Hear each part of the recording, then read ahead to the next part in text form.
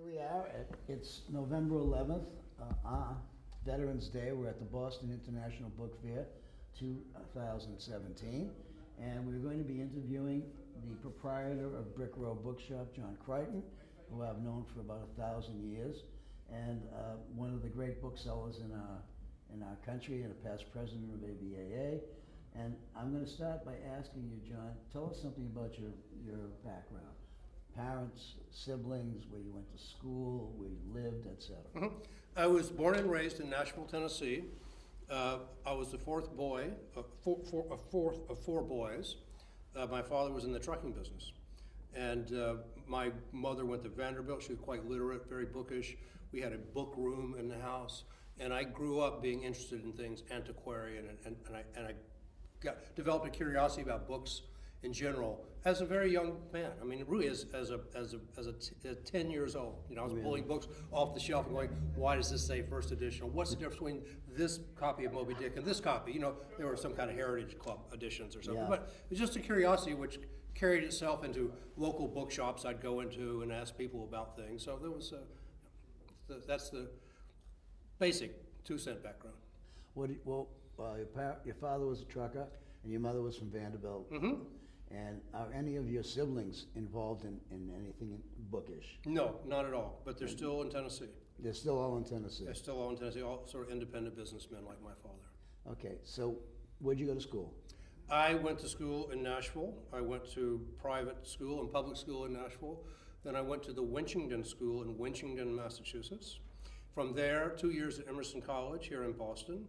And then I transferred to the University of Kansas, where I finished up majoring in journalism.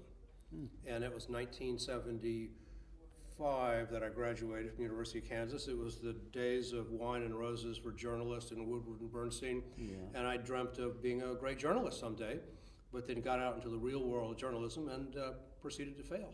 Really? Well, it was I give people the benefit of the doubt, and that's rule number one in journalism. You never give anyone the benefit of the doubt. So I give you the benefit of the doubt until you prove otherwise. Yeah. In journalism, you don't do that. You don't do that. Yeah. And so what time frame was this now? 1975. I moved to San Francisco in 1975, and I did work as a journalist for 2 to 3 years. As a stringer, I worked for a couple of news services, realized that wasn't going to work out. And then I had been going into all the bookstores. I lived around the corner in Berkeley from a bookstore called Serendipity Books. Oh, yeah. And I got to know Peter very well, who scared me at first, but then I became very friendly with him. And he introduced me to a fellow in San Francisco named Franklin Gilliam. And in about 1979, I realized I had to find something other than journalism to sustain myself, and in the future, going forward, I wasn't going to be a journalist. And I started looking for a job in bookshops, and then there was John Howell Books, and there was Holmes Book Company, there were lots of bookstores. You're familiar with all of them, Michael. Yeah. And I applied for jobs in every one. I talked to all of them, and one day the phone rang, and it was Peter. He said, "Are you still looking for a job in a bookshop?" I said, "Yes." He said, "I need a bookkeeper." And of course, I knew nothing about bookkeeping. And I said, "Well, Peter, I don't really know a whole lot about bookkeeping." He said, and he stopped me. He said, "You said you wanted a job in a bookshop." I said, "Yes." He said, "I need a bookkeeper. Can you learn?" And I said, "Yes." And he said, "Oh, you start Monday." And beginning that Monday, I started as Peter's bookkeeper, and I did that for 3 years. 3 years of just bookkeeping? Just bookkeeping. Mm-hmm. You didn't get involved with books per se? Well, you know, Peter was generous with his knowledge. And all the things that were happening there at Serendipity Books, I was a participant in, but I wasn't a book cataloger, and I wasn't handling directly with customers, although I was right in the center of everything, because I was doing the big double entry books. I was handling his line of credit eventually. He's letting me do that, paying it down, or borrowing more to cover things. So it was a great situation in which to learn. And what was your next step? You said you worked there for 3 years as a bookkeeper. And then Franklin Gilliam, with whom I'd become good friends, offered me the Brick Row Bookshop. He said he wanted to move to Charlottesville, Virginia. He wanted to raise enough money to move and reset up in Virginia as Franklin Gilliam Rare Books. He thought the Brick Row Bookshop had moved enough in its history, and it should stay in San Francisco. And I bought it from him. I bought the name, the empty shelves, and the goodwill. Really? Yep. How long did it take you to fill the shelves up? Well, not as long as you would think. There are a lot of willing bookshops. And actually, then the big used bookshops were beginning to close. So Yeah. there was but this, being selective and getting the right books. But it was a great advantage to buying a business like that people knew you and had been there for years. Yeah. So The name recognition alone is probably worth something. it was well worth much more than I actually paid for the business. When you started, when you took over the business, did you take over the theme of the business as well? Fiction, literature, whatever. Very much so. And that was also my interest. But Franklin had a strong interest in Texana and Latin Americana. I didn't have, particularly the Texana part. But yes, English and American literature, 18th and 19th century, first editions. The majority of our books go to libraries, still do, have for decades. So that's still the same emphasis that we have. Fairly regular catalogs, we still do fairly regular catalogs. Yeah. And a lot of quoting to institutions, trying to keep those connections. It's very important to the shop. It is important. When the internet came about, were you someone who easily was able to transfer yourself into it, or did you have some difficulty? No, I didn't have any difficulty. I mean, I had some reluctance, and I didn't like it. I didn't like what I saw coming. Yeah. And I think that many of us felt the same way. Yeah. But I adjusted quickly, and I'm still adjusting, So On a regular basis. On a regular basis, we're all adjusting. And my inventory now is smaller, leaner in other regards. There are not many completists out there for certain kinds of authors. I'm not looking for Australian editions of John Steinbeck and that sort of thing. So that has all changed. That landscape has totally changed. I think I adjusted fairly well with it. But again, I didn't like it. Yeah. But you deal in other material besides English and American. I deal in all kinds of antiquarian books. Right. Anything that's a book. I mean, Goodspeed's motto is the best one that ever was. I feel that way about myself. I'm not necessarily shopping for any kind of book at a book fair like this, but when you're out in the world, you see all kinds of opportunities. I'm a businessman. Deep down, I'm a businessman. How many people are working at Brick Row these days? None. Me, one. Just it? Yep. I've had employees over the years. I've I had as know. many as 2, but I'm now just down to me. And it's unlikely that the shop will continue after me. I'm not sure if someone comes along who that I see has that spark, has that enthusiasm, the interest. And the money. Well, no, I would give the business to someone in a fashion. I mean, not literally give it to them, but in a way hand it over. But they would have to be the right kind of fit. The way it was a fit between Franklin Gilliam and me, and perhaps from the person Franklin Gilliam had bought the shop from. Tell us some of the mentors that you had when you first started in the book business, other than Franklin. Well, Peter Howard, and then Peter had a large group of people kind of circling around Serendipity. Norman Kane from The Americanist became a very good friend, and I used to stay with Norman. Norman's wonderful. Norman was a wonderful guy. Norman and Michael. I stayed with them and traveled with them, book scouting. Bob Rosenthal, a librarian at the University of Chicago, was very very nurturing to a young bookseller. He loved young booksellers, and I would stay at Bob's house down on the south side. He'd take me into the Regenstein Library. First time he took me there at 9 in the morning, he told his staff, said, "Stop whatever you're doing. We've got a guest today. We're all going to meet with him." And he took me into some glass window room, meeting room, big table. He said, "Everyone sit down. We've got a bookseller here, and this bookseller is going to explain to us why he's here or why he does what he does." It was fascinating.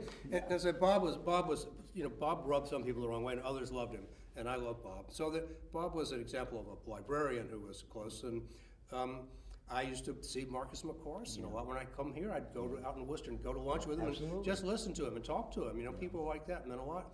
And a lot of other booksellers I've traveled with and spent time with. Gary Olson and Franny Ness from Waiting for Godot have been great friends. So there are many. There are many. Right? There are many. Yeah, many people that I've learned from. How do you see things going forward, John? If you have a crystal ball and you were rubbing it, what do you think is going to happen in the next 10 or 15 or 20 years in the book trade? Do you see anything? I see a contraction. That's what I see. A contraction of booksellers? Of interest in what we do and what we have, and therefore a contraction in the numbers of antiquarian booksellers. Yeah, alas, I think that's the reality. What do you base that on? It's just gut feeling, or? No, I think it's, I think it's sort of an empirical observation about the numbers of people coming around looking for what it is we offer and their interest in it. I mean, and a lot of collectors, they're not going to shops anymore, young collectors in the market immediately go to the internet. Right. And they're not, sometimes they're not even aware, if shops exist. And the way that that was what everything got funneled into the trade, 30, 40, 50 years ago. That's right. That was the story of the trade. In San Francisco in 1950, there were 50 bookstores.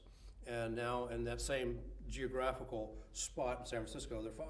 Yeah. And I'm one of them. I mean, I count as one of these, and so does Tom Goldwasser and John Wendell. We're 3 of the 5 in downtown San Francisco. That really tells the story. So, who else is there now? well, Bob Haynes, Argonaut Bookshop. Still yeah. Argonaut. And then there's another street level small shop.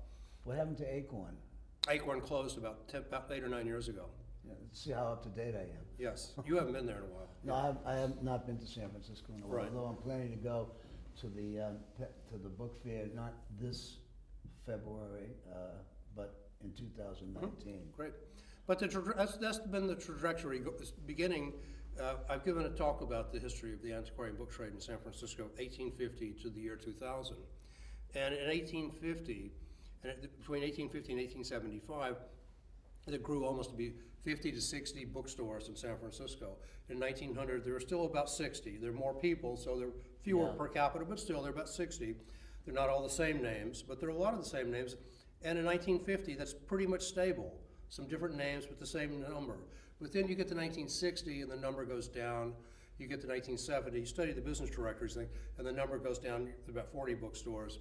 When I moved into the scene in 1975, I'm going to all these bookstores around downtown San Francisco and Oakland, Holmes, and I'm talking to people, and I'm just listening and learning. And one thing I remember people saying is that, well, there aren't as many bookstores as there used to be. And to me, there were bookstores everywhere. Yeah. Where's a bookstore on every 3 blocks? How could there be more bookstores? But they were right. When in the process of doing this talk about the history of the book trade, I did a graph. And by 1975, there were only about 35 bookstores. And it kept going down and down and down. Now there are 5. So it's I don't see that improving. Really? Yeah. You don't think there are going to be any young booksellers who are going to want to invade your territory? No, I don't. It's an expensive city to live in. They'll work out of their home somewhere. They won't have bookshops. I work. This is a button for Rare Book School at the University of Virginia, and I'm involved with Rare Book School. You've been involved with the Colorado Seminars for years, and these are the institutions that have replaced bookshops as mentoring grounds for young booksellers, and so we're trying. I'm not giving up. I'm not saying it's over with, Michael, but I'm saying it's a struggle. And I see so Rare Book School, the Colorado Seminars. There are other rare book schools around. There are lots of schools teaching book arts. That's a whole new field, which 20 years ago, nobody cared about books that folded out and said, well, it had significant meanings, but that's become quite a large, field in itself. So. And children's books are still popular. There are all kinds of books that are still popular, and except Western Americana isn't. Well, various aspects of it. I gave a talk recently about Anton Roman, the publisher in San Francisco, and we had 110 people show up, for this talk, and no one had heard of Anton Roman. 9 out of 10 people in the audience had never heard of him, and so there's still things to do like that. There's still interest, but I do believe that overall it's a contracting field, as I think that the whole nature of antiquarianism is contracting. I'm sorry to say it, but I just think that's the case. I mean, the whole notion of being an antiquary was in the late 18th century and early 19th century. The growth of the big antiquarian book businesses like Quaritch, it was founded about roughly 1850, and the pinnacle of all that trade was about 100 years later. It's been kind of sliding down since. Yeah, it's a sad state of affairs. Well, we're fortunate to have been part of it. Well, yeah. And part of the sort of tail end of the heyday. And it's been a very rich and rewarding life, and I've loved it. Yeah, it's been great for me. I don't think I could do anything else and be happy doing it. No, that room is full of a lot of interesting people. Oh yeah. And we're lucky to have spent our professional lives been able to do that. I could have been in the insurance business or the trucking business. Yeah. I could have been a porn star. I don't think so. You don't know. It always bothers me that so few businesses, book businesses are in the Bay Area. Because I remember, spending days and days going through bookshops and finding stuff. And the last time I was back, I barely found anything that was worth anything. Right. Well, that's the same is true in Boston. Yeah. I come to Boston for 4 or 5 days and run out of things to do after one day. Yeah. Chicago? Used to be a big book Zero. town, yeah. I know bookstores. Kurt Gibbert's got a great bookseller in Chicago, over near Logan Square. If you're in Chicago, go see Kurt. Yeah. But there aren't any other sort of open establishments to go to. And sure, you'd come to the Bay Area, you'd go down to Reedon's, go to his basement in Atherton and work your way up, see Vernon Howard and Burlingame or Redwood City and poke your way up, and you hadn't even gotten to San Francisco yet. Yeah, right. Yeah. And there was a vibrant trade in Oakland. Yeah, too. of course, yeah. And across the bay. It's just not the same for any of us who have been here for a while. If you're a newbie, the whole history of it doesn't affect you until you've been in it for a while. But I'm hoping that the archive that we're building here with interviews of booksellers is going to be something that can be preserved for a long, long time. It's all going to be kept at the Grolier Club. And I would assume the Grolier Club's going to be around for a while. Grolier Club's good, and they have a lot of booksellers' archives as well. I know. The archives of the Brick Road Bookshop are there. Really? Yes. My Up archives to are at 5 Yale. years ago.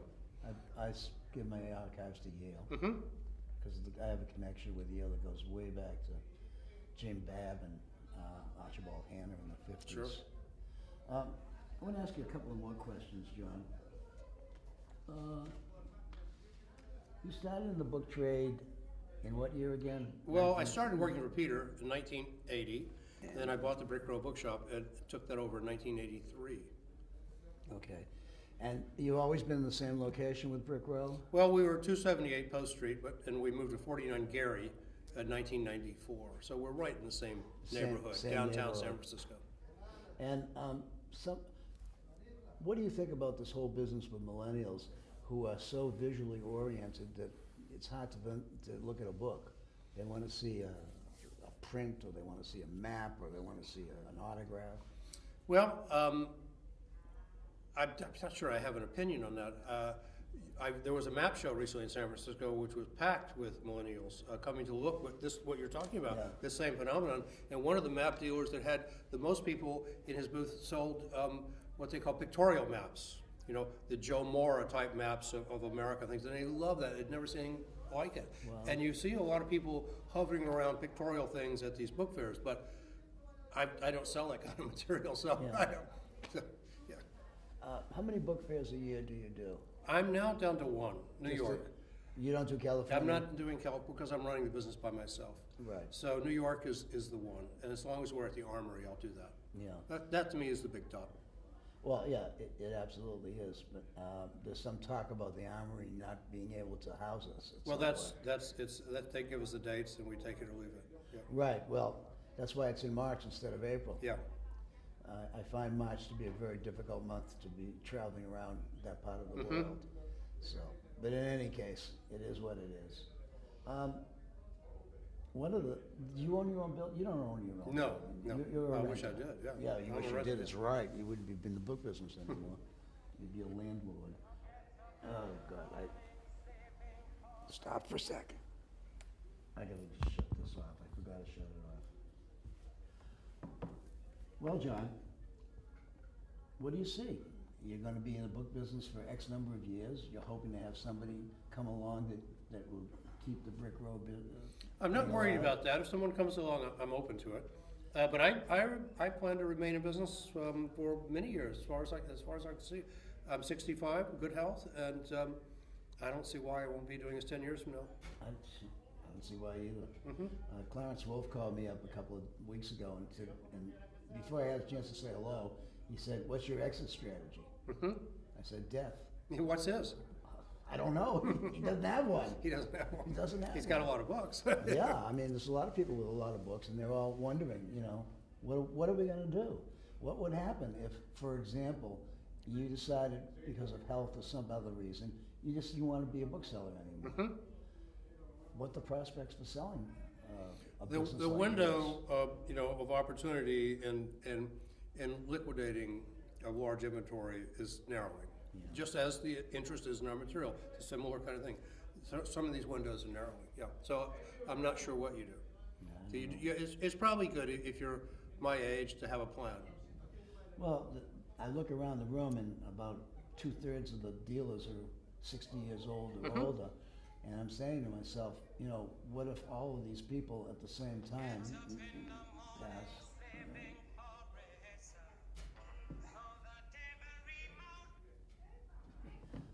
Sorry.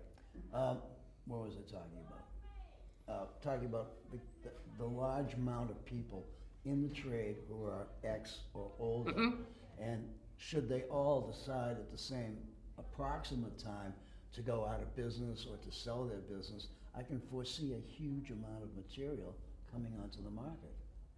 And I wonder what's going to happen. It's going to go. Others have said that, but the material, a lot of it's already on the market. It's on the market in the internet. I mean, the majority of these booksellers, this book fair, I would say that have the majority of their inventories already listed online. So it's already in the market. So what happens to it? I mean, there's already a sea of material, an enormous sea of material sitting there. If you look up, as you know, books we used to think were scarce, you look them up online now and you'll see there are 30, 40 copies. That's the thing I can't get over. Well, I can't wrap my head around. Well, Michael, it's time to get over it.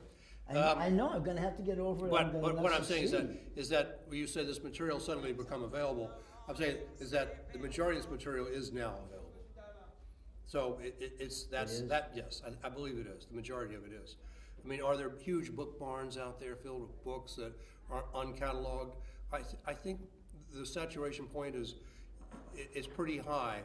You know, we're probably at 80% or so. I have no data on which to base that, other than empirical observations about. I think probably most of the decent books are cataloged, are available out there. All of them? Well, except the book barns and. There are not many book barns left anymore with uncatalogued, stock. Well, you haven't been through New England lately. Well, there are still a lot. Oh, yeah. Okay. There's still lots of places that don't have any catalogs or any. I went to a woman up in New Hampshire, and I was looking through her stuff, and I said, what are all those people over there? She said, oh, those are people who are selling me books. I said, who are the people over there? I said, those are the people who are buying the books. So I said to her, well, what's your internet presence? She said, take a look. I don't need no damn internet. Mm-hmm. So there's still, it still happens, yeah. There's still going to be a lot of people who are not into this this way of doing business. But I think in the long run, when all is said and done, we're going to have a wonderful archive of who we are, what we did, and when we existed. And I keep on thinking to myself that 50 years from now, somebody's going to go to the Agrolia Club and look up an interview and say, ha, that's ridiculous. How can they possibly exist doing it that way? They'll just think with the technology the way it is, who the hell knows what's going to happen? Right. Well, they'll preserve these things in various digital format, as they are already. As they are already. Yeah. Well, John, we've had 30 minutes. Okay, Michael. They go by quick, don't they, when you're talking? Right. So thanks for participating. Thank you, appreciate it. Go and buy some books. I'm going to go look for some at least.